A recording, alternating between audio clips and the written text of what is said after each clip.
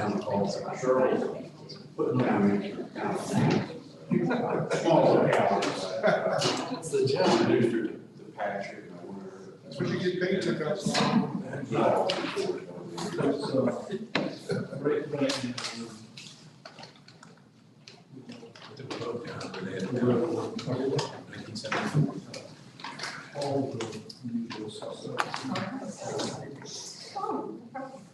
Okay, everybody, we're a couple minutes behind, but we'll go ahead and get started. I'd like to welcome everybody to the April 2022 Regional Commission meeting. Of course, we want to thank our hosts, Orange County, Mr. Coaching, for giving us a tour and for providing us this space this afternoon. It's terrific. If you all would join me in the pledge of allegiance.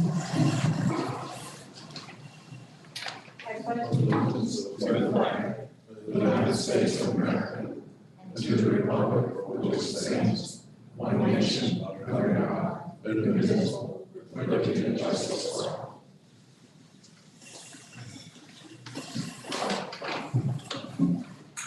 For you roll call, we have a new commissioner that's joining us today, William Semple from Orange County Council. I believe he was at the last meeting at the Carver Center, but he's officially a member of the commission. So thank you so much. We also have a guest here from Mount Mouse. So, yeah. All right, Patrick, would you call the roll? I will. Mr. Ashby, Mr. Butler, Mayor Kaplan, Mayor Pointer, Mr. Crozier, Here. Mr. Curry, Mr. Deal, here. Ms. Donahue, Mr. Egerton, Here. Mr. Harden, Here. Mr. Jackson, Mayor Lamar, Mr. McCullough, Here. Mayor Roby, Here. Ms. Schaefer, Here. Mr. Simple, Here. Mayor Sisson, Ms. Gable, Here. Mr. Voorhees, Here. Mr. Weekly, Here. Mr. Davis. You have a You've all seen the agenda that was distributed before the meeting. Are there any changes or additions? If there's nothing, we need a motion to adopt the agenda. So moved. Second. Motion is second, all in favor? Aye. Any opposed? Okay. Anyone from the public here that would like to comment, or have you heard anything? We didn't receive it. Okay, we'll move on. There are no presentations this time. We do have the minutes from the February 23rd meeting. Has anyone had a chance to look at them? Does anyone have any changes to the minutes? If not, we need a motion to adopt the minutes. So moved to adopt the minutes. Second. Second. All those in favor of adopting the February minutes, say aye. Aye. Opposed? I abstain. Okay. Now we move on to financial releases. Staff has prepared an amended budget for consideration along with our year-to-date report through January. Yep, I'm going to pull it up on the screen for anybody that doesn't have a packet. What's there with that, kind of the cover memo goes through the revenue amendments and the expense amendments through 3/4 of the fiscal year, which is through March 31st. Based on the proposed amendments, revenues would be at 76.2% for amended budget, and expenditures at just 67.5%. Nothing's tracking out of line in terms of operating expenses. We're below on several line items for operating expenses. The recommended amendments are largely due to delays in project spending, and so these are items that we're going to push forward to a future fiscal year, but specifically for the DRPT, the mobility management budget. There's funding there for a couple of positions at the Rappahannock-Rapidan Community Services under a contract, which were new positions that were not filled until I think just March. So the spending that began with that grant in October, there's several months that are not spent. So those would be pass-through expenses, no impact on our bottom line of the commission. Same for the NIFWIP Chesapeake Bay grant. The project is advancing. There's work in with both Town of Warrenton and Fauquier County on their BMP installation projects. As part of that grant, we're just not going to see that revenue for the end of this fiscal year, thus the reduction that will be pushed into FY 2023 based on those reimbursements. And then a couple of small additional revenue pieces, just a slight increase in the PDC Housing Development Program for staff time that we've spent and will receive reimbursement for the end of the fiscal year. And then also the grant that was approved by the commission last August for the tree planting project at Glen Park in Culpeper County. We did receive the reimbursement funds for that in the amount of $67.49. The amendments on the expense side are similar to on the revenue side, so the decrease in $70,000 on mobility management, decrease on the Chesapeake Bay grant, down to $11,750 on expenses, and then the addition to the tree clean water grant program there. So those are the proposed amendments. This would be unless something crazy happens between now and June, the last amendment for this current FY 2022. Anyone have any questions? Yes, I do. Your budget to date shows 67%, although we have only a couple of months left in the year. Is this because of some timing issues on your expenses? Some on the projects where we will have expenses. The other piece is that we get some of our revenues early in the fiscal year, such as the local per capita dues and then PAC Foundation, which we won't receive as many reimbursements between now and the end of the fiscal year, but we'll still have payroll and operating expenses that will catch up.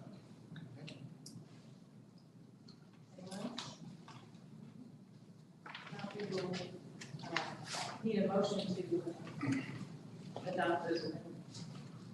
So moved. Second. Any comments? Okay. Motion and a second, all in favor? Aye. Any opposed? We also have a preliminary budget for FY 2023, which is July 1st. So you may be aware, this is presented as a draft. Knowledge there will probably be changes before June, so no action requested today. Keep go over. I will, and thank you. The budget this was as of April 20th for FY 2023. This is a budget that reflects an increase in revenues to over $2 million in revenue, and that is largely due to some of the implementation projects. So the pushback on the National Fish and Wildlife Foundation grant, the implementation is the spend down on the Virginia Housing PDC Development Program, as well as news that we did get last week that the mobility management program would receive additional funds through, which is included in the 6-year improvement program from Department of Rail and Public Transportation. So the preliminary budget, as stated, is at $2,080,000 and just some change. Those are grants that we are, aware of, that we know that we have a contract either in place or forthcoming, and that have historically been included in federal or state budgets or from the local governments. The per capita dues, the 83 cents per capita, typically that's about 12% of our budget, 12 to 15% at this time of the year in preparation for the fiscal year. This year that's 7.3% again because of those outside funds that we've been successful in receiving. So it is an increase over the budget that was just amended for this current fiscal year, almost $900,000. Again, primarily pass-through dollars on some of our project spending. On the expense side, the operating expenses are, between myself and Terry, and also talk with the treasurer, Mr. Woods. The operating expenses are really based on a review of the last 4 years of spending. As you've seen in the past 2 years, our operating expenses, especially some of the line items, travel and office expenses, things like that, have been low because of COVID. So we kind of went back and looked at pre-COVID times to make sure that we weren't decreasing any of those unnecessarily. There's a pay plan that was approved in February. It's incorporated here. This budget includes a minimum of 5% payroll increase for all staff, along with some targeted adjustments based on that pay plan that was approved in February. We have a health insurance rate increase of 8.5%, which is the first one in 4 years. So that is included there in terms of commissions spending. And then also our BRS rates remain low. We have a surplus in our BRS account, so we've had basically, at least outside of the long-term disability program for hybrid employees, we have a very low contribution rate just for overall BRS. Again, the main expenses the main increasing expenses are through those programs that I mentioned, the DIFWIP grant, the BC Housing Development Program, and then the Mobility Management Program. The other thing I would call your attention to is on both of the kind of overall budget draft spreadsheet and then the revenue spreadsheet that included other pending revenues, and these are grants that applied for, but we don't have a firm, knowledge of we received them or we won't. I'm confident that we'll receive at least several of those, so that will likely, again, cause an increase in this FY 2023 budget as well as the years beyond. I also include that just to kind of give a sense, especially the ones where they're 3-year grants, the SEDS plan through EDA, and then potentially pending commission approval later in the meeting for the USDA Regional Food System Program grant, our Regional Food System Partnership grant. And those are 3-year grants, and those have been very helpful for us in terms of providing some, ability to look outward rather than worry about year to year where is the revenue is going to come from. So that gives some additional stability, assuming that we're successful with those. It's not guaranteed. Again, what I will come back with at the June meeting is a version that looks very similar to this, but we'll have some adjustments just based on things that we find out between now and then. I don't expect the revenues to decrease between now and then. If anything, they would increase a little bit between now and then as well. So I'm happy to answer questions. I don't want to go into all the details now, but happy to answer questions on what it looks like as of today. Good. Any questions? You got some time to think about it for next time if we have it. And I do appreciate the acronym assistance there. It's like an alphabet soup. Keep track of it. Chair Taylor and I, when we reviewed this, I said that would be a good thing to have because there was a lot of stuff that are mostly federal and state grants, but again, that's something that I think we all do it at some point, or we speak in acronyms, and it's just helpful sometimes to put them all down on paper. Okay, I guess we can move on then to the director's review. Great. Just a few things here that I do want to highlight, and then I'm going to come back to the agenda to make sure I'm missing any bullet points, which I tend to do. One, there's just a one-page included here in your packet. There's a one-page handout on the Southeast Crescent Regional Commission. If anyone's not been aware of the Southeast Crescent Regional Commission, this is a federal level commission that has been, enacted and approved at the congressional level for several years, but it's never had funding allocated towards it. Any of you that have been, in and around Virginia for a long time, if you've heard the Appalachian Regional Commission, covers counties west of the mountains and sort of in Southwest Virginia. For organizations like the Regional Commission, the ARC provides, some amount of funding just to provide technical assistance to localities. We've got some PDCs in Virginia that receive those monies that use them as matching funds for other grants, which decreases their need for local funding. Or they use it as funding to support local projects. So if a locality says, we'd love to do something that's going to cost us, pick a number, can we get half of it from the ARC funding? That's how some of them use it. The Southeast Crescent Regional Commission has some funding allocated towards it in the congressional budget this year. There's activity right now, and there's a survey that they're looking just to kind of get feedback in terms of what the overall interests and what the needs are within that region. All 5 counties in our region are included in that footprint, and it runs from Virginia all the way down to Florida, so it's not a small area. But again, just wanted to bring that to your attention. It may be something that we see more of kind of moving forward, depending on, again, how they are funded and what opportunities might present themselves to us. The Regional Transportation Collaborative, again, I just put 2 sheets here in your packet, kind of giving a sense of their annual report, or excuse me, second quarter reports. The one that's more of the infographic was provided to the PATH Foundation, just kind of giving a sense of how things have gone over the second quarter and really the first 2 quarters based on the funding that they received from PATH Foundation. The other one is, we can't read, but it's a very, kind of detailed table, but this is what Department of Rail and Public Transportation requests from us. And that really is tied to specific metrics and specific targets for the Regional Transportation Collaborative. So that's the mobility management program, the work that we do with the Community Services Board on volunteer transportation, also working with Aging Together and Voltran and some of the other partners in the region.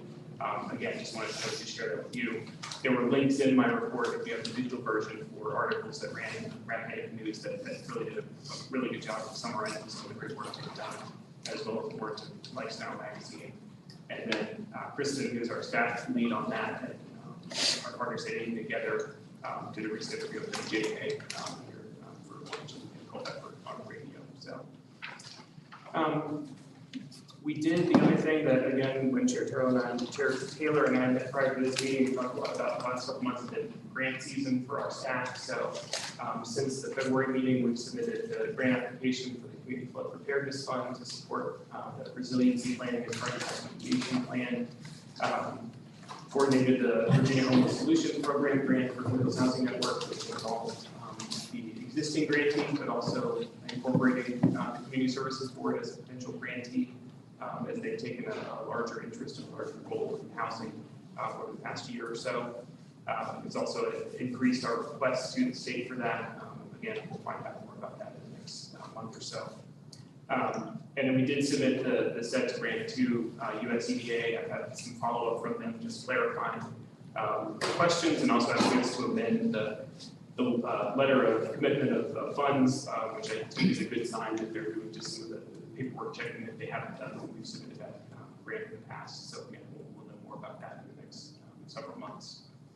And then just a couple of things. I want to thank Chairman Neal from Culpeper Board of Supervisors for including me on behalf of the Commission at the announcement at the Carver Center for funding for roof replacement that the county received through Congresswoman Sandberg's office. Orange County had a similar announcement that day for Booster Park maybe and some of their park planning efforts. So, but again, appreciate it. Culpeper for having me there. It was a great turnout. Good follow up to our last meeting at the Carver Center. And then 2 other things, just putting it on your radar if I didn't already. The Commission's first meeting ever was in January 1973. So I'm treating the 50th anniversary of the Commission as January of 2023, mostly because I don't think we can pull anything together the rest of this year. But that is would be the 50th anniversary. So I think in preliminary discussions, the chair and I talked about potentially looking at next year as sort of doing 50th anniversary celebration tied into next year's annual meeting as well. But it's out there. And one thing that likely will come, especially with some of your staff, the county administrators, town managers, would be probably a resolution at some point seeking, just honoring that 50 years of service for the commission at some point next year. And then the annual meeting, we're looking at early October again. As usual, this year is for Rappahannock County, so I had just a brief email exchange with Mr. Curry in Rappahannock County. Happy to talk with Mayor Kaplan as well as Ms. Donahue when that option presents itself, but we're looking for a place in Rappahannock County this year for the annual meeting. And you will see something in the next little bit on the call for accommodations for the leadership awards as well. So that will come out between now and certainly the next meeting of the commission. And then the last thing that I included under the director's report, since it doesn't really require any approval, but just to give you a sense of some of the work that we've been doing, and Matthew specifically was a small grant of about $12,000 that we received for through a hazard mitigation program to just do a wildfire risk analysis. And I include that here for your information, and if you want to take it back to your localities and share with them. But this was a data set that we've used pretty widely through the years that was initially provided by the Department of Forestry about 20 years ago and has not been updated since that time. And so when we did the last hazard mitigation plan update, we sort of identified that this was something that would benefit from another look. And so Matthew did the work here in terms of going through, seeking all the data inputs, running all of the processes, and giving us an updated version. The land cover data especially is helpful because that's been updated significantly from what was available 20 years ago, which was 30-meter data. The data that's available now is 1-meter data, which is obviously much more precise. But again, this is just something that, it's sort of a one-off type project that we were able to do, but that, sort of incorporates a lot of data pieces that can be used as part of, emergency planning at each of your localities, as well as fully incorporated into our upcoming hazard mitigation plan revision. But again, just wanted to share that with you, and it's there for further information. Happy to answer questions once again. I'd like to take a moment to commend Matthew for going out in the rain and enduring the prickers. We went through, walked for part of our study, and of course it poured down rain that day, and I also took them out through briar patches and cross streams and everything, and he was a trooper. Commend you for that. Yeah, it's quite a report. Anyone else? Questions, comments? All righty. Next, we'll move on to staff updates. First, there's a request for consideration of the regional long-range transportation plan. Patrick and Matthew could give us some details on that. Yeah, I'll give the lead in, and I'll let Matthew kind of go through and just provide any comments that he wants. So if you recall from almost, I guess, a year ago, we presented just the status of the long-range transportation plan at the time, and did a call out to each of your localities through the commission as well as your staff for any additional projects to be included. The main thing I would call your attention to with this plan versus the one that was adopted in 2011, which was the first time VDOT had required rural EDCs like ours to adopt a long-range plan, is that previous plan had about 200, 300 projects in it. It was basically a dump of here's all the potential needs there are. There wasn't a lot of prioritization. It was just sort of here's all the potential projects. What we did this time, because of the change in funding with Smart Scale and some of the other changes that the state has put in place, this plan really focuses on the projects that are, either have been identified as priorities and applied for funding, or have been identified for other measures such as safety studies and other things like that. So it's a lot more streamlined in terms of number of projects, and hopefully something that we can update sort of on the off years of Smart Scale to make sure that any project that might go in can be incorporated there.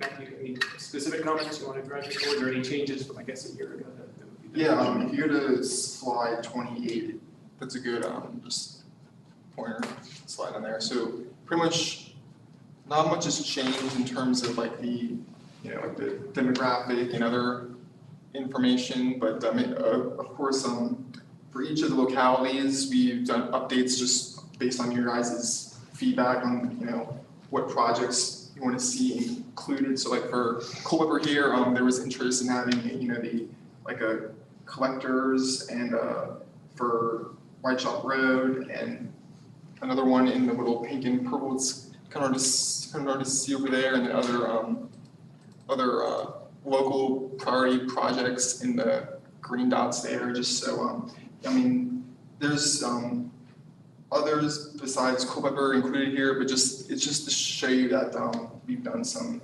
updates just on your guys' feedback, and also included projects from this latest Smart Scale as well. So those are the big changes, and there's also been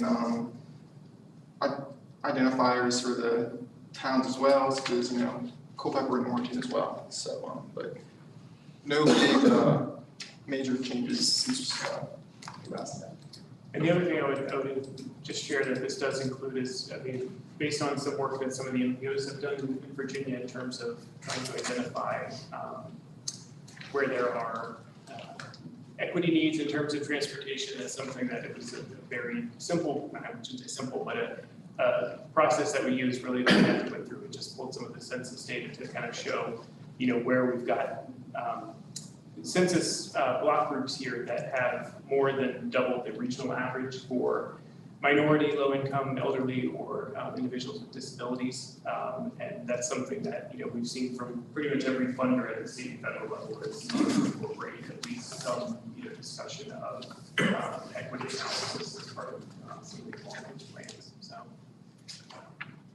yeah, so as Matthew said, the main changes from a year ago are having better incorporation of projects that were identified locally. And again, the timing of this is good as there's the smart scale deadline coming up in August, beginning of August. So having this adopted with the projects that have gone in for pre-application is good in terms of the scoring for those projects as well. Anyone have anything? Questions or comments about this? I think this too is a terrific report. Interesting too, the underserved or minority areas being highlighted. Well, if no one has any questions about that, we can need a motion to adopt the regional long-range transportation. So moved. Second. Motion and a second to adopt the regional long-range transportation plan. All those in favor, say Aye. aye. And I should have mentioned this on the director's report. I do want to thank Matthew for all his work. He did inform me on Monday he is taking a job with Spotsylvania County, planning which is closer to his home. Matthew was the first interview that Michelle and I did over Zoom. He started in May of 2020, whatever year that was, where we were entering this brave new world of why do we interview people if we're not really supposed to be in the same building or the same room together. So it's been, I'm sure it's been an odd 2 years for Matthew as, again, through the transition to hybrid and, going back to the office. But I appreciate his 2 years here and certainly wish him well as Spotsylvania County. Excellent work, Matthew. Thank you very much. Yeah, you did great work. Did you give him a reference back? What's that? Did you give him a reference? If you're not calling me, I wouldn't have. It makes it, I wonder about Spotsylvania County, we're not going to call her an employer. Well, I've told a couple of our directors, a Parks and Rec director, to be specific, that please use me as a reference because, it's one way I can keep you here. Bad reference.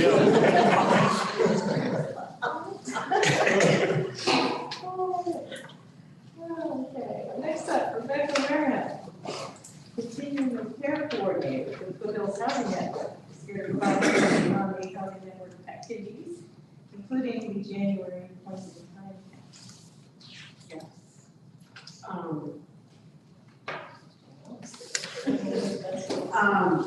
So we did this was the first point in time count that we've done in 2 years that we actually were able to all be engaged. And we had the most, it was really nice on a DHCD big conference the other day. We were told that we had, for our size, for our region, we had the most participating agencies in our PIT count, in our point in time count this year of the balance of state, which is 12 communities throughout the state. So that was really nice. I think it is a testament to everything that we've been doing, trying to get more people, more agencies interested, because we're doing so much of the same work. And then them coming along and being able to actually take part in the point in time count, it makes it a little more real for people, because some people go to hotels and things like that, and then the intern that we had this year from Mary Baldwin, I was able to take her with a couple of people from the from RRCS, as well as a Culpeper town police officer, and go in behind, like in Culpeper in the Safeway and behind the Walmart, and just kind of have conversations with people that were there. And I have to say, Madison, really Madison County, and it was all done through DSS, really stepped it up and and there were usually 1, 2, we've had many years with 0 in Madison County, and this year I think we ended up, they really put a lot of effort into what they were doing, and I think we ended up with 13 individuals from Madison.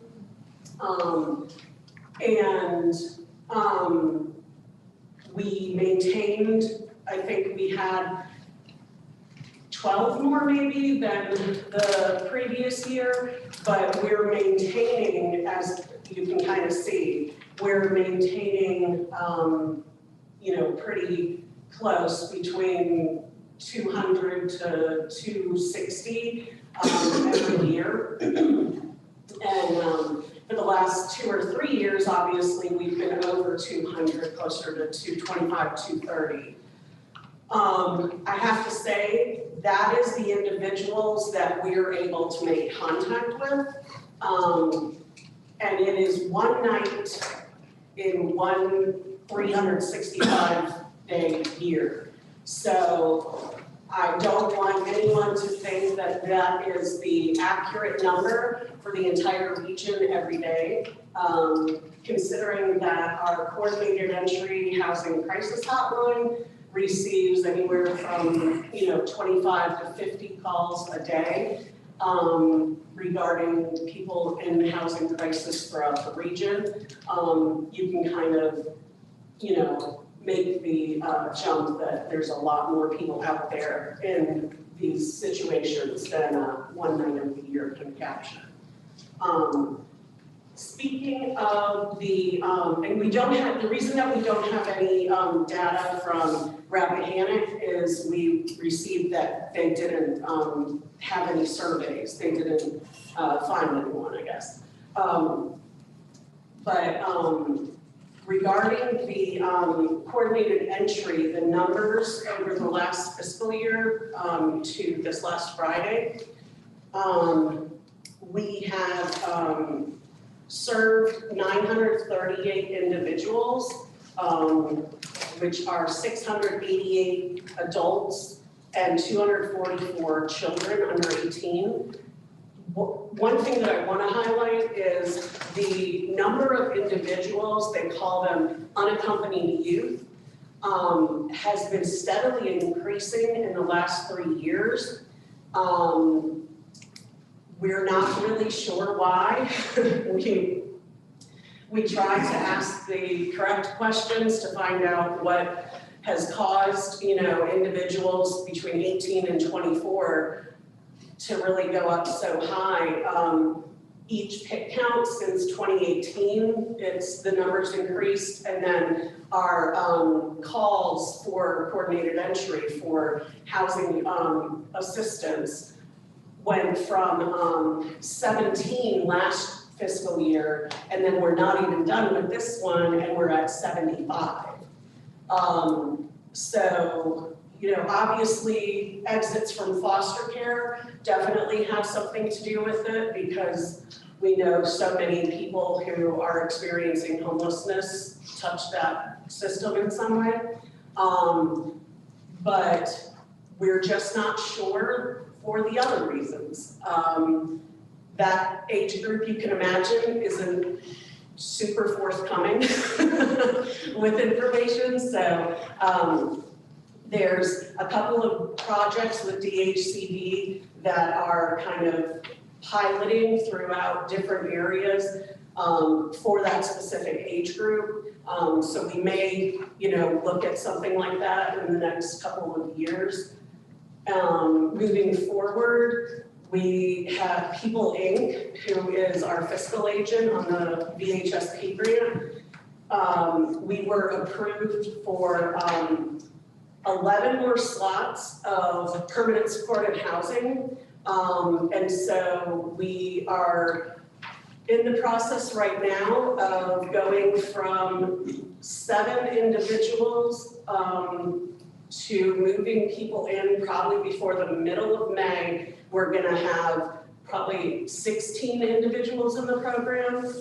And then we received another grant to specifically identify shared housing options and things like that for permanent supportive housing in Orange County. Because of the point in time count numbers that have been increasing within Orange County.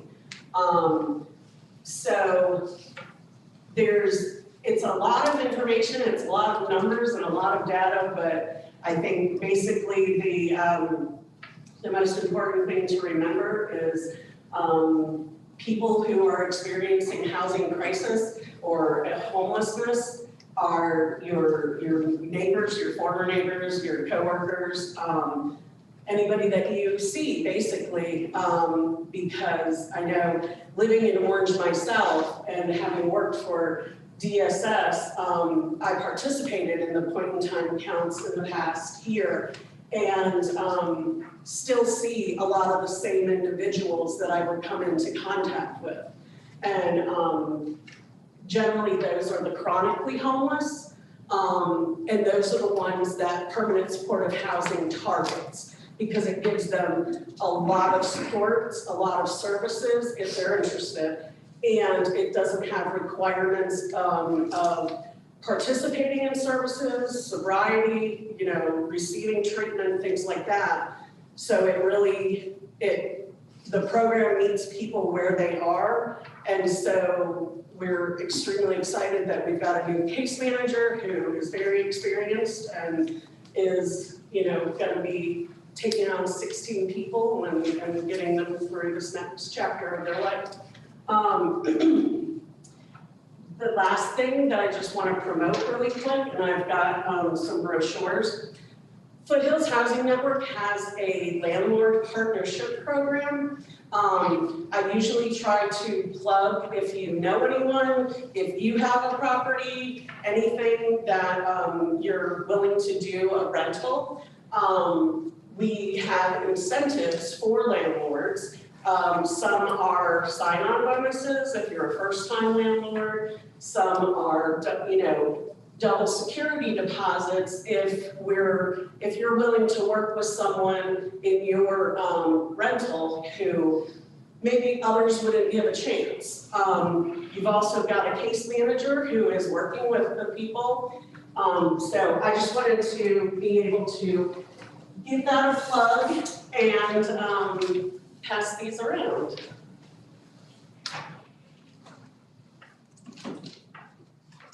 I just wanted, for somebody that might be new since the last time Rebecca spoke to us, Rebecca's been here, Rebecca started a month before COVID, so, and sort of through trying times here. The Foothills Housing Network is really exactly what it says, a network. There's not an organization called Foothills Housing Network that exists. It is a group of partners, most of which are, local DSS offices, the service providers that Rebecca mentioned, the Regional Commission, obviously Community Services Board. Really, Rebecca is the one person that is staffed in the region that supports all of the efforts of Foothills Housing Network.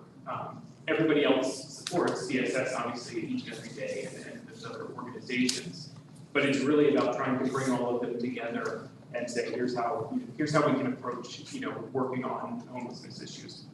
In terms of the commission, we also have the coordinated entry program that Rebecca talked about, and we can provide more data on that. I can provide the reports to the numbers she provided in the meeting.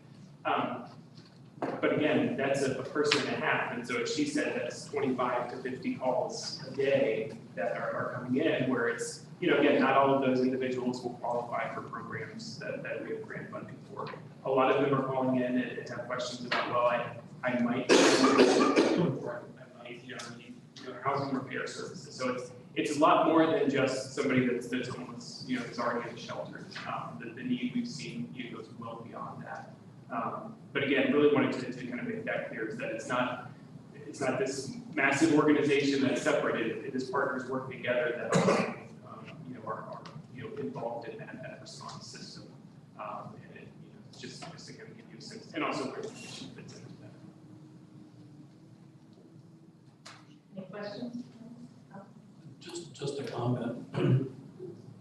obviously challenged finding rentals. It's been averaging 2 to 4 rentals available in Orange County. Yes. So that's several, I mean, that is in the entire county. At any one time, there's 2 to 4, and that's on a good day. So it is a real challenge to find rentals, period, much less for programs like this. So follow up to that, Rappahannock County, I think, has a wait list of 30 to 40 individuals waiting for rentals. And I think that also speaks to the point about some of the innovative ideas of shared housing situations and things like that, where, okay, if we have a room in a house that's available, not so much like a Airbnb replacement, but a room that, or a house that has, multiple spaces available, and you can place, more than an individual if that works. So, yeah, it is challenging for sure. Patrick, I think it was listed, thanks, Rebecca, for that report that you had breakout data, so as far as Madison County and the towns concerned, I would love to receive that breakout data. Sure, definitely. Thank you. I add one thing. That is a good presentation. There are challenges.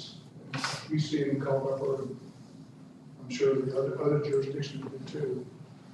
The one other challenge that we have too, I'm not sure about Warrington, Orange, Madison, but we have in Culpeper is our workforce. Our workforce that needs sheltering in certain areas versus, waiting for contractors and employment, in certain businesses or from certain neighborhoods. If we could work out something from that standpoint, where there's a shelter or in the same area perhaps, but it's becoming a challenging topic and has been for a long time. But to me, that's a challenge as well. Not sure how to correct that or what the resolution is, but it is an issue. I'd love to talk with you about it. Thank you again for all that you do. It's certainly a challenging issue that just seems to persist. Hopefully one of these days. Okay, at the February meeting, the Commission requested staff to review and present amendments to the bylaws related to quorum. And we also asked them to make other amendments related to gender references in bylaws. So the bylaw, any amendments would require 2 readings. So if proposed amendments are acceptable, a second reading will take place at the June meeting. So you want to go over those? Yeah, I'll be brief on this.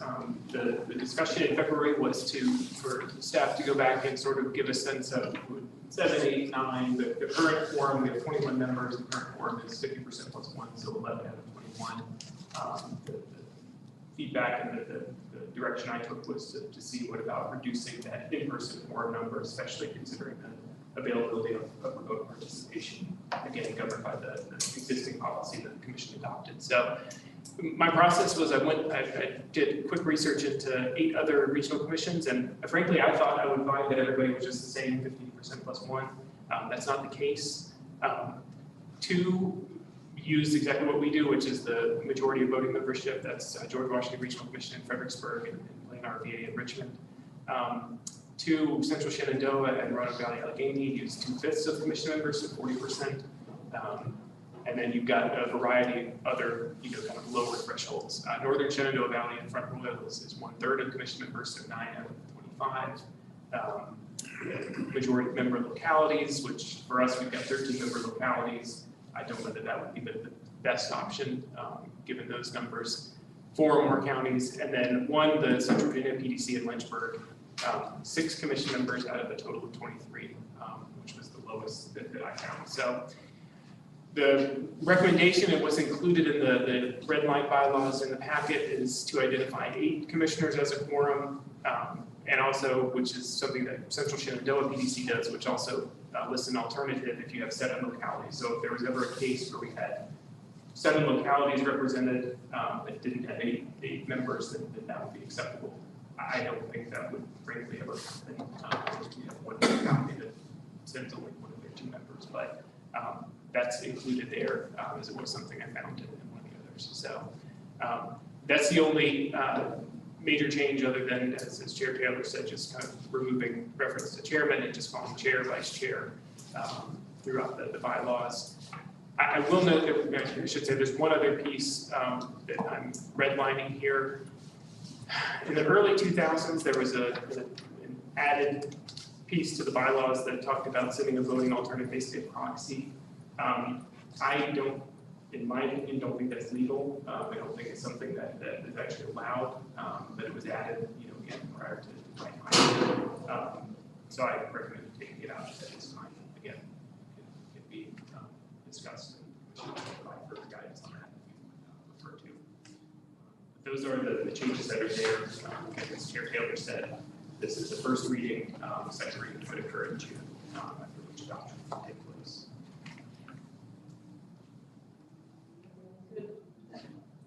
That addresses some of the concerns. All right. Well, we will revisit that in June. Anyway, new business. We've got 3 items. Let's start here with item 11A. And this is, I apologize, this is an oversight on my part from the February meeting. We did get commission approval for the FY 2023 Commuter Assistance Program Operating Grant application to the RPT.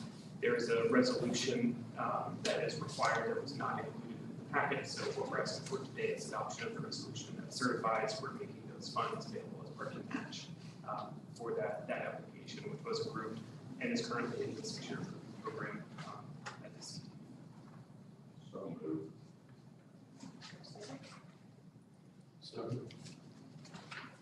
All those in favor? Aye. Next, item 11B is a requested application to the U.S. Department of Agriculture for a regional food systems partnership. Or Michelle. Yeah, I can give a brief and then let Michelle kind of give the details. She's been the lead on this. This is in follow-up to the existing farming food system plan, which the commission approved in 2015, and which we've been had successful grant applications to the farmers market promotion program, working with Elkhorn Farmers Market, Madison Farmers Market, DEC, and a sort of others on that grant through 2020-ish.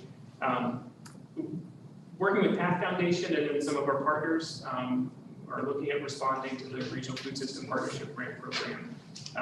This one has a threshold, a grant threshold of $1 million. It does require 25% cash match, but really the goal here is really improving the infrastructure and the value chain coordination in terms of local food in the region.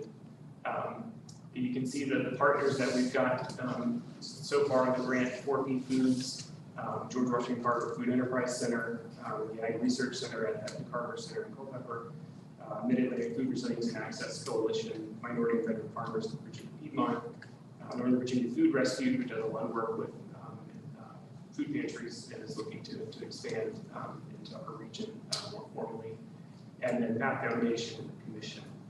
Before I let Michelle kind of give the overview of what the overall grant, the commission staff's request is for us to serve as the applicant and the grant administrator, and also to allow the 25% cash match, which would be $12,000 from the commission as part of that.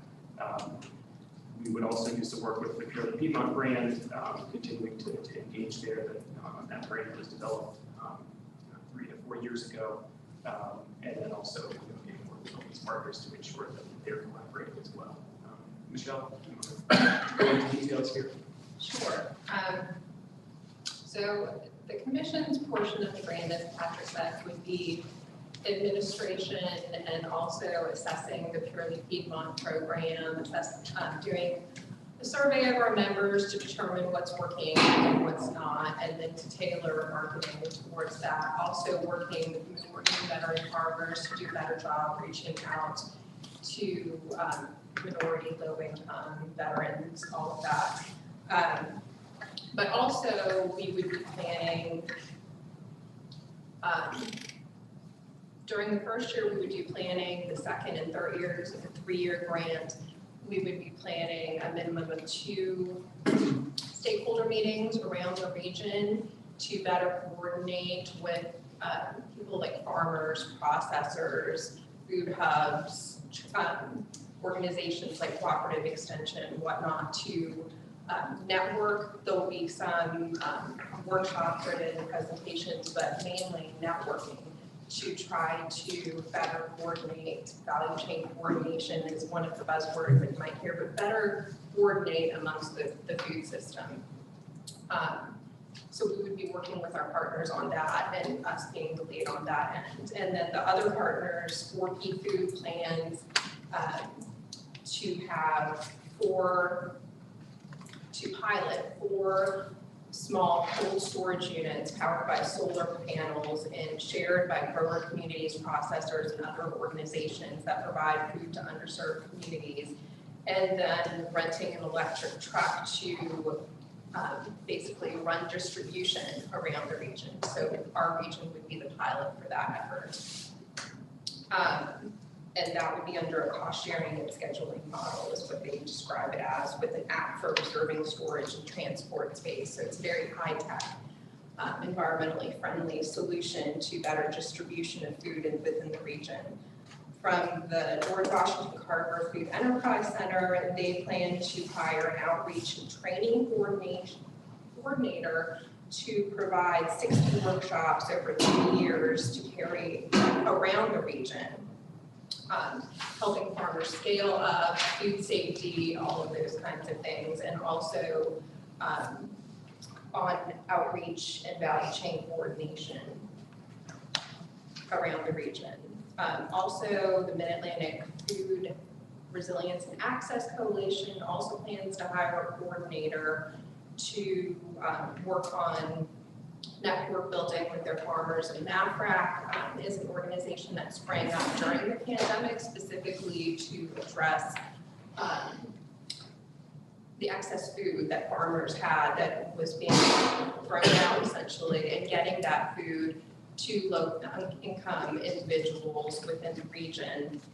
Within the Mid-Atlantic, they've worked heavily with Key Foods and PATH Foundation, but there's still definitely a need for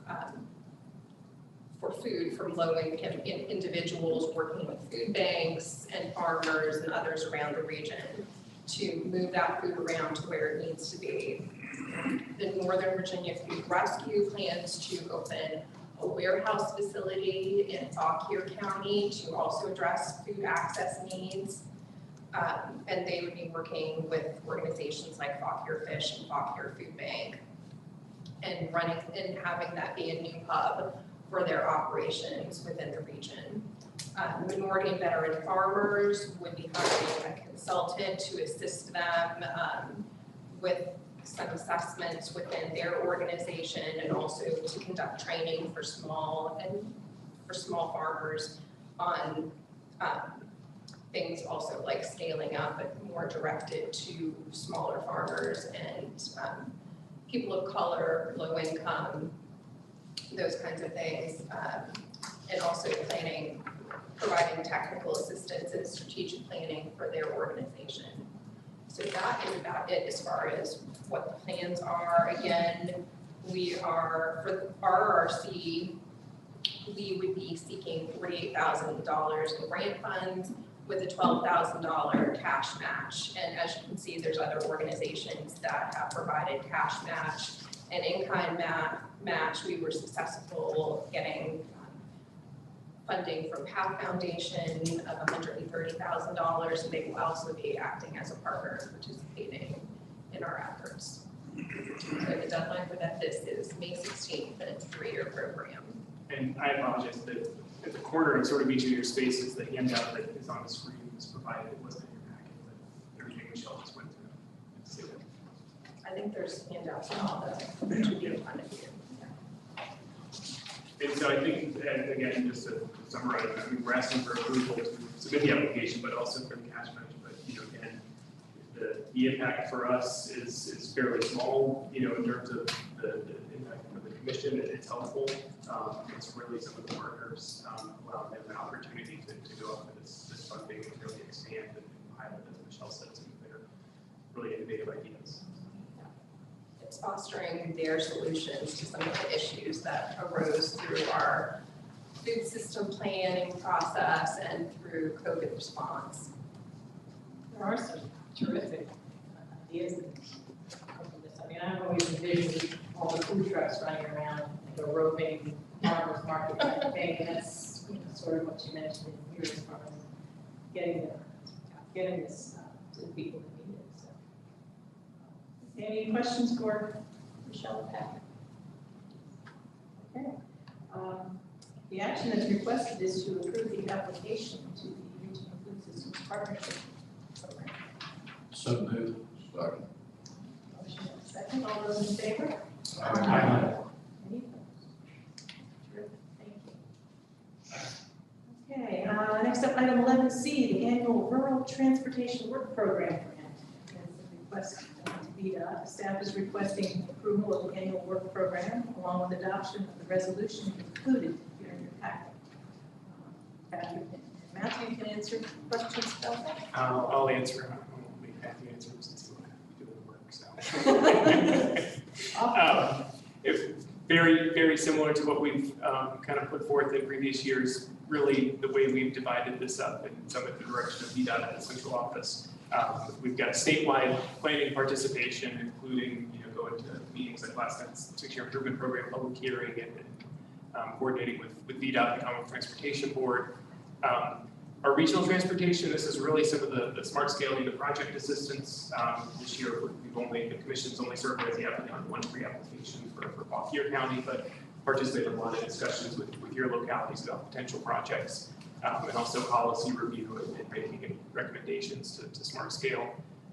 Maintaining, reviewing the long range plan, as I mentioned, I anticipate that to be sort of every other year review on the off years for smart scale. Same for the active transportation plan, which we've had a lot of activity on in the past 2 to 3 months in terms of tying that in with either grant applications that local governments are putting in, and conversations with Culpeper County, Fauquier County, Remington, Warrenton, and Town of Culpeper on various applications that tied in with the active transportation plan, and also some of that is just making people aware of that plan's availability and existence.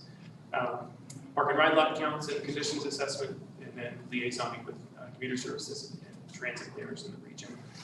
And then the local transportation planning assistance, I really just call attention to this. A lot of times when any of you or your staff calls up and says, hey, can you help us out with something that's fairly small, generally, as long as it has some tie into transportation, I try to say yes, because we can build this back to this rural transportation planning program. So we've got some projects listed. The project that Mayor Catlett mentioned, the growth and accessibility program, technical assistance that Town of Washington, Rappahannock County, and Town of Remington have right now.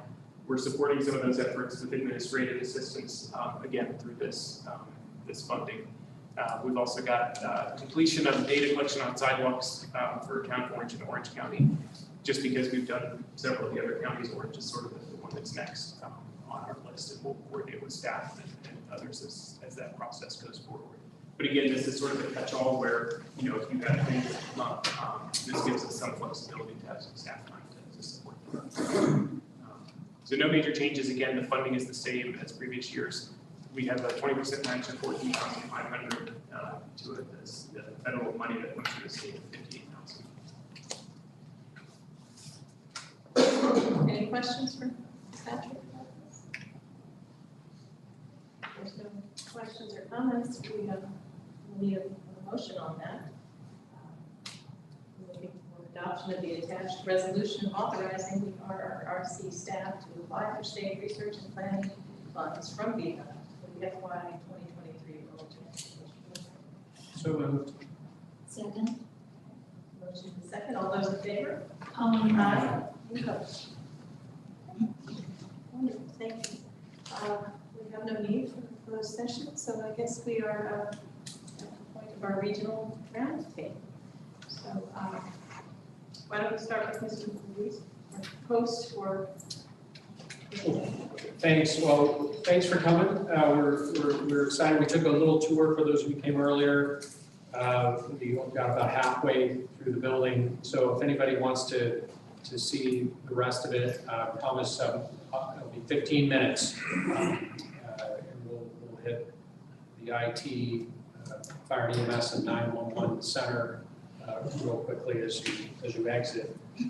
So this is a great conclusion. I think I've been talking about this at our roundtables for a couple of years. We're here, we're in it, we're excited about it, and our radio system is up too. So it's been a tremendous set of changes for our public safety entities. Moving out of the old sheriff's office gave us a chance to move our parks and recreation function into that space. So we renovated that, minor renovation, and put public works and parks and rec together, so now they can support one another. And that hopefully supports the board's initiative to get more into parks and recreation. So we're doing some study about how to provide more active and passive recreation opportunities in the sort of 3 east, west, and central parts of the county. So that's kind of our big initiative going forward. All while we still try to roll out fiber. We have over 2,000 customers connected with our fiber optic system. And that, every day they're out there rolling out more fiber and connecting people. Anything else, Mr. Chairman, Mr. Former Chairman? I don't believe so.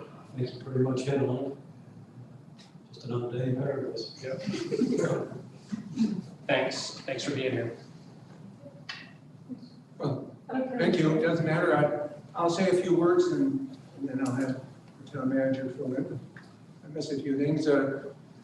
Dominion is coming to town, part of their overall regional effort to improve their capacity and provide power to Northern Virginia, and Warrenton is going to be very much part of that equation. Exactly how, we don't know yet. We're in the very early stages of discussing all that with us, and we'll see how it goes. We are, obviously, as everyone else here, we are in our budget period, and we're looking at substantial improvements in our technology and other areas where you took a look at what Warrenton used to suffer through in the old days with boxes of files that no one knew was in them. You appreciate the kind of challenges we have, but it's all part of growing and becoming more current with what's available for us. I was very impressed, by the way, with the tour that we had of the Sheriff's Department here and the extraordinary technology that has certainly informed and helped them. As I said, you came up with some number like it now allows you to cover 97%. That's right. 17% of the county was reachable by our public safety radio system, which is almost like not having any coverage. That's how bad the prior system is now. It's 97% covered, and that's been verified with testing grid by grid by grid county lines. And so there are many other projects, but I'm glad to be here, and I look forward to viewing our world in terms of context of PD9. I just want to add one thing. I came to Fauquier County in 1949 for the first time. My grandparents owned a farm in Delaplane. I've lived right across near what used to be the old dump in Rappahannock, an old house in the hollow. I bought furniture from Clore in Madison, and I had hung my license with Frank Harding in Charlottesville. So I've been around the region. So I look forward to my participation. Thank you. A few small park type projects that we've completed. BMX trail, not a real long one, but just kind of filling in some areas that we had in town. The low water bridge in Yamamoto Park, we replaced that, and then the Lions Club installed a eyeglass sculpture in Rockwater Park. So those were some big things. One project that's been really interesting to me to get finally completed. I've been with the town, I don't know, 13 plus years, and when I came with the town, we had at our water plant, we had a filter trough, which is basically like the heart of your plant that had holes rusting through the bottom of it, and it was one of those crap moments. How are we going to fix this? So 13 years later, we finally got it fixed after we installed wells to provide some backup capacity and did some modifications at the plant so we could run the plant at half capacity. So now we have a stainless steel filter trough, which should have been what was in there initially, but it makes us sleep well at night. So I guess, you know, if you stay around long enough, you can eventually get something done. Other than that, supply chain issues seems to be nipping at us at every direction. I'm sure everybody's seen the same thing. Just simple things like trying to get a culvert or conduit for electricity or stuff like that can take us, 6, 8 months, 8 years to get some of those things. So that's our biggest struggles these days. It's not trying to find money, it's trying to find something to spend it on. Other than increased cost of gas. That's the main things that I can think of. Down in Washington, we don't have a whole lot going on. We have a dramatic increase in revenue thanks to the in Little Washington, which is the largest employer in the county, is looking to increase its number of beds, probably double over the next 10 years. And they're able to do that because they're now have a 3-month, they're booked 3 months in advance for all of their rooms, for every night that they're open. So they're ecstatic, and their rooms are not cheap.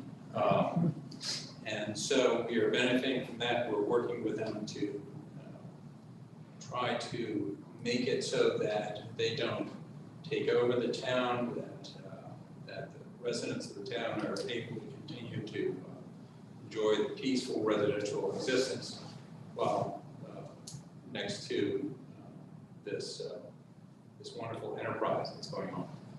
We're still working with the county on a boundary line adjustment process, and like most of you, we're also working on our budget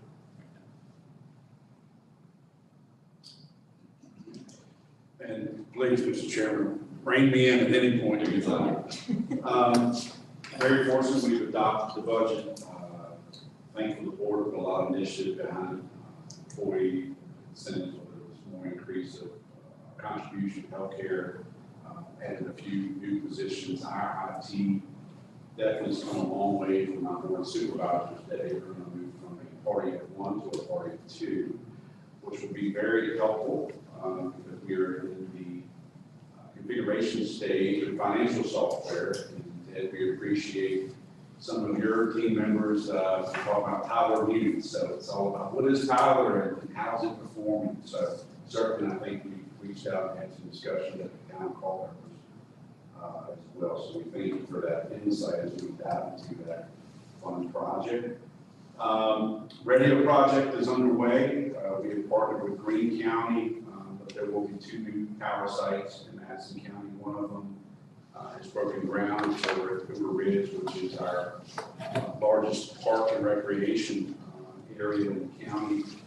We'll be looking to add a site at the Hughes River location, which is where you're bordering Madison and Rappahannock County. So some opportunity to hopefully improve our coverage. I don't know if we ever hit 100% right yet, but definitely we would love to be in that 95 or 97% coverage. The Hughes River site is still under review. The Corps of Engineer has gotten involved. There's an intermittent stream, so we're interested in what our road costs will be and any impact of that stream. Public safety campus, that the county will consider whether there's improvements to just EMS or would we look to follow a public safety campus model as well. That's the board decision, but early discussion on that. I believe there was a site selection review about the only work that was done by Earth Profit over the last 6 months. I mentioned the financial software. We have our comprehensive plan is upcoming. The planning commission will probably kick that off in late summer. UDA designations will be part of the budget within the town, and certainly if there are areas within the county that make sense. I appreciate Patrick, you, and some of the folks at VDOT for our discussions on our smart scale application. We're going to try to make the second go at the roundabout at the intersection of Fairground Road and Route 230.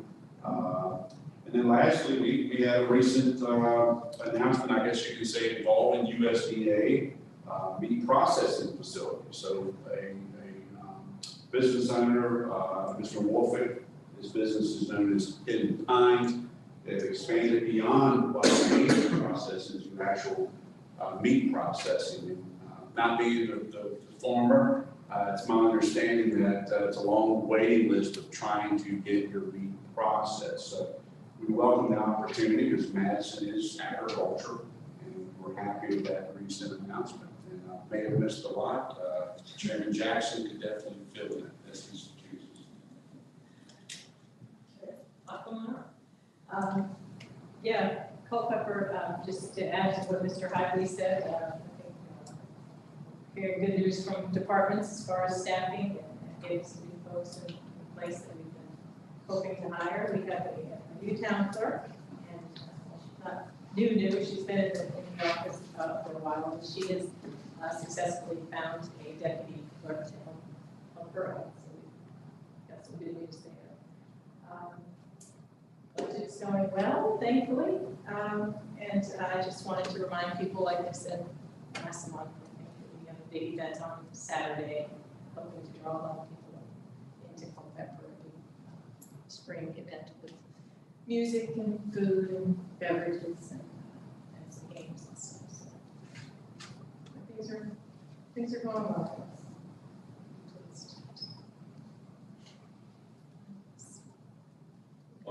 Now Jonathan stole the majority of my thunder.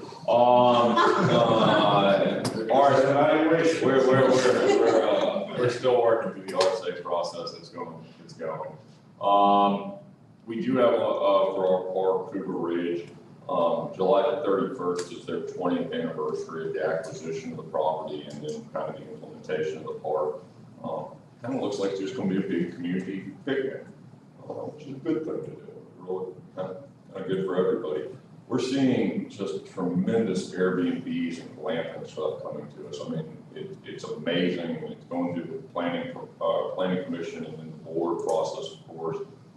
We've just implemented where we do a joint board and planning commission meeting. We're now running these things through 2 workshops before they come to us for approval, which seems to be going better. And kind of lets us vet out everything, and then when we get to the approval stage, not as many questions or conundrums that come up. We're also seeing, like Jonathan talks about the Hidden Pines, which is a larger business.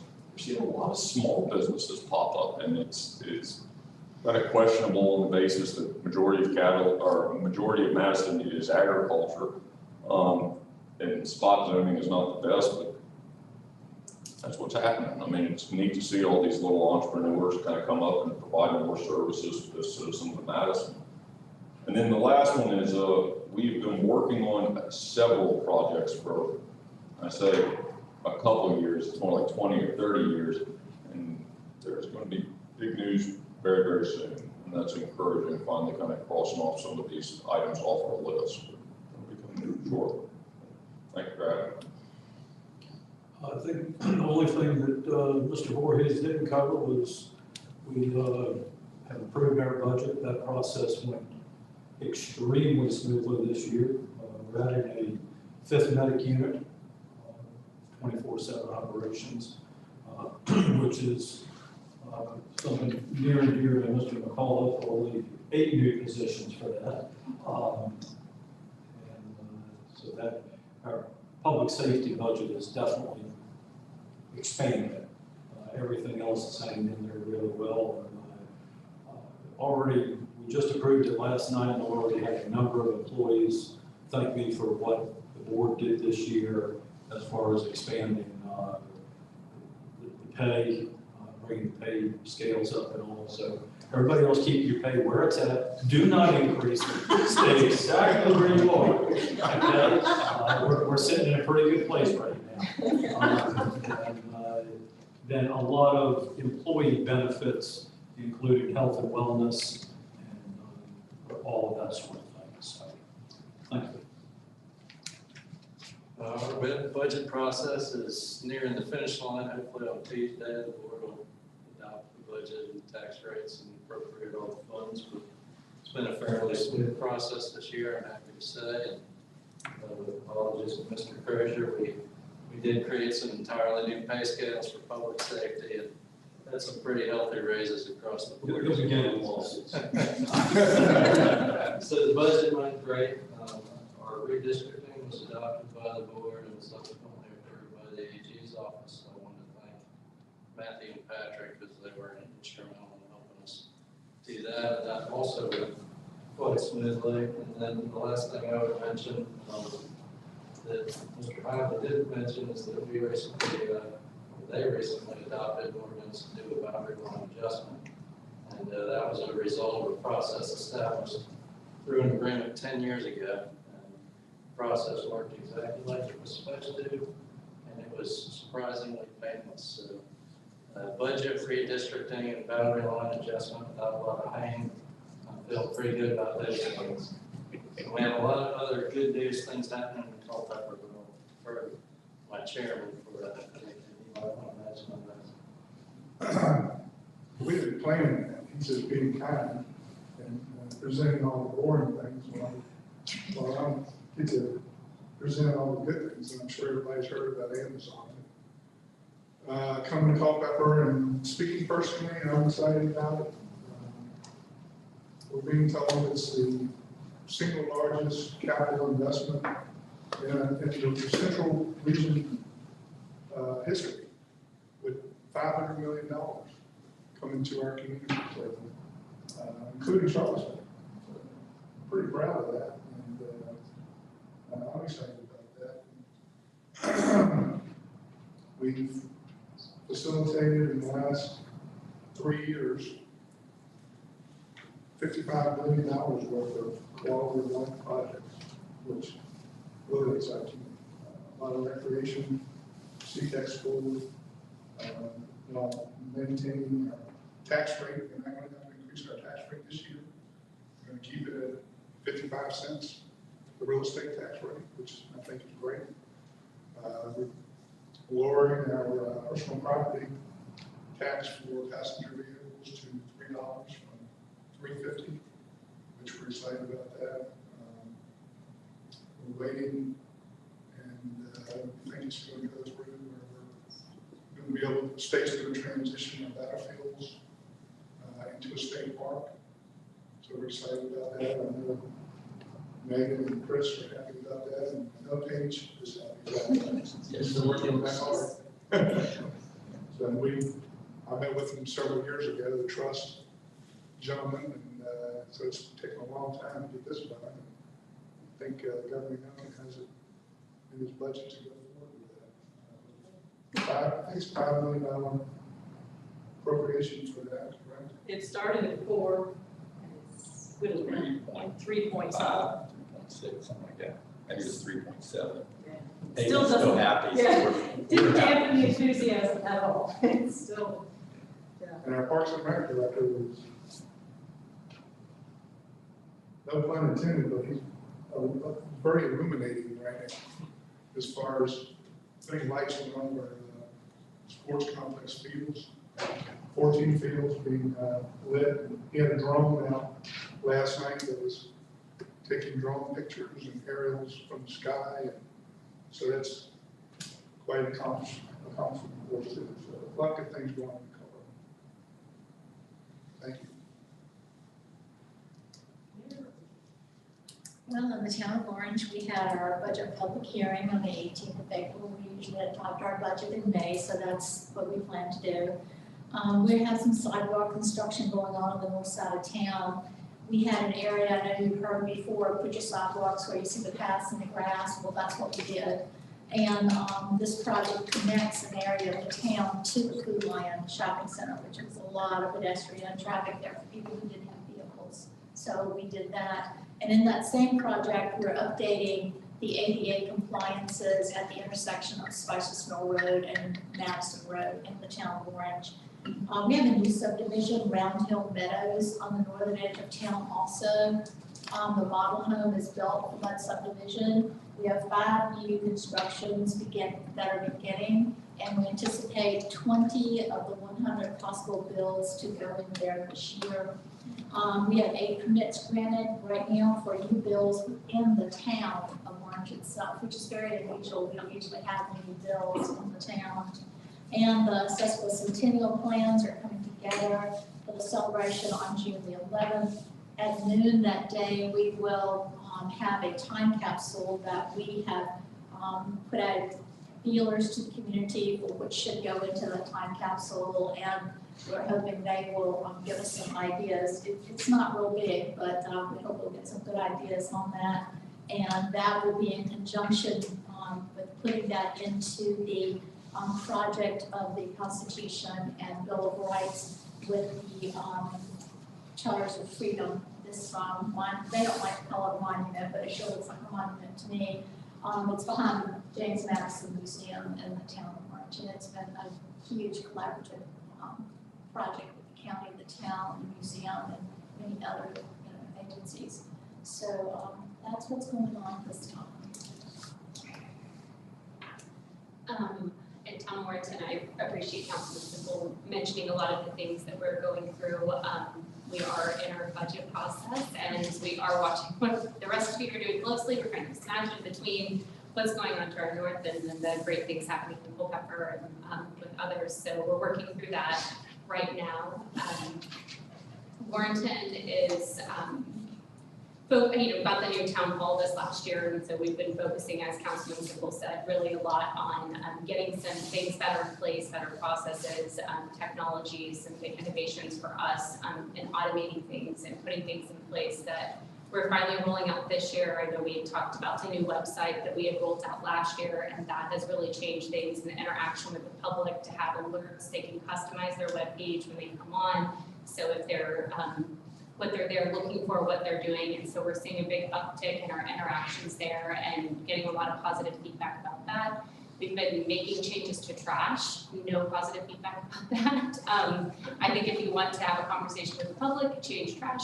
And so lots of conversation about that, but we're looking at, again, back to the point on just some improvements in ways that we can do things, some automation as well as getting some more standardized things in place. So Paul and I are working together a lot. He's looking at our new visitor center for potential wellness, and he's going to invite the town employees to collaborate on that. So that'll be a big bonus to our employees to have a wellness center to go to and access, and savings to them in their health care long term.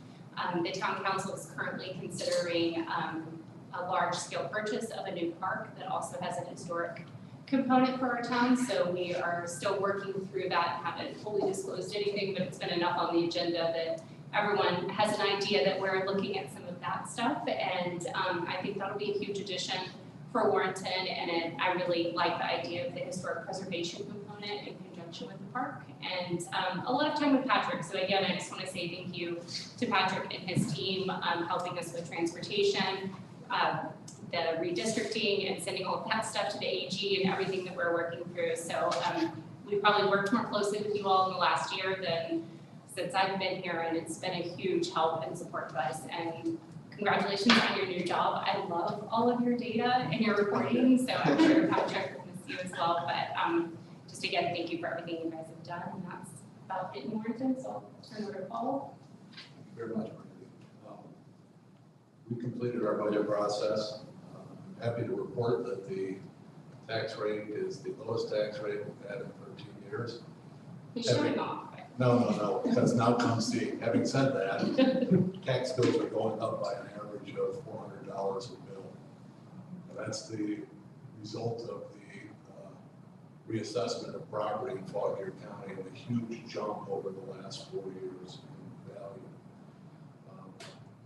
What we did with that money is took on another 22 public safety people, established public safety scales, gave the rest of staff a 5% increase. Also will say that thanks to the General Assembly's proposal to get rid of the meals tax or prohibit localities from adopting one, the board finally decided to adopt a meals tax. So come July 1, we will have not only a meals tax, but we will also have a cigarette tax in place to support things.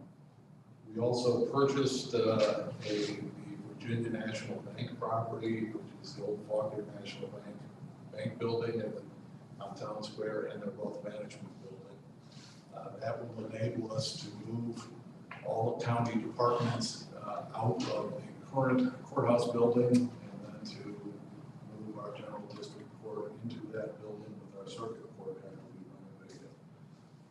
The belief is we will avoid about a $60 million new courthouse project by doing that. Our Calverton sewer project has reached the point where we believe that it will be finally completed by July 1. And that will take care of a number of underperforming or non-performing septic systems. So we're really extremely happy about that process.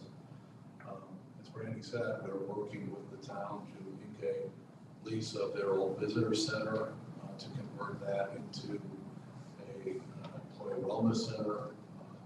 And that will include the town staff also. We found that employee wellness center has been very effective in cutting back on our healthcare costs, except for the prescription aspect of it, which we're still working on.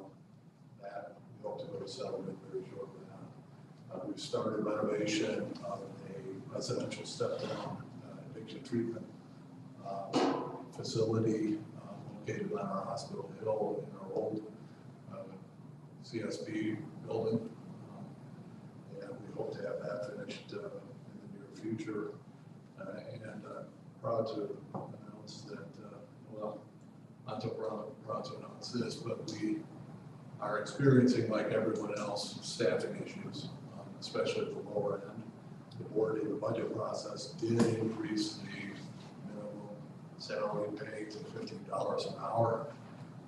However, we're not getting enough people to staff not only our main solid waste facility at Grail Farm, but we also have 5 other convenience sites. And so we've had to start rolling closures of those sites because we don't have enough staff. So that the increase of the salary will allow us to take care of that. Finally, we received the governor's environmental award for our Rappahannock River Access Project. This is a prime example of governmental private collaboration where we were able to open up 2 river access points for canoeing and kayaking. We also established an online app that people can use for as they're going down the river to look at all the Civil War battles, skirmishes, and other points of known on the Rappahannock in our area. That app is now all online. And we hope to then expand that down the river, hopefully, into Stafford County and Fredericksburg, so that kayakers could go to the whole Rappahannock and get a real view of the importance of the Civil War and other important features of the Rappahannock. That's where we are in Fauquier presently.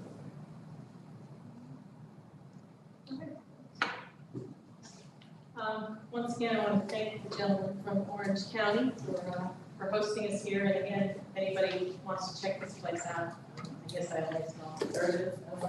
There's a lot to see. It's a lot bigger than we realized. Also, Rebecca and Michelle, thank you. Matthew, thank you very much, and best of luck to you. Patrick, as always, thank you for all you do. And, anybody have anything else they want to share? I'd like to move to adjourn. Thank you. If anybody has lunch payments, you can just leave them right here. I'll take them to Michelle, and I'll meet folks under that monitor. And I'll promise you we'll swing around me through 15 minutes if you come to the present tour. Thank you.